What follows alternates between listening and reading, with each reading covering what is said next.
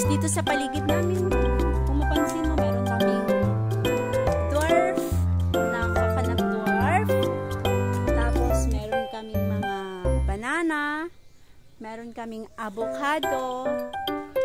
Yan. Kakao. At meron din kaming jackfruit. Ayan guys, oh. Ang daming bunga ng langka namin guys. Ayan. Marami guys kaming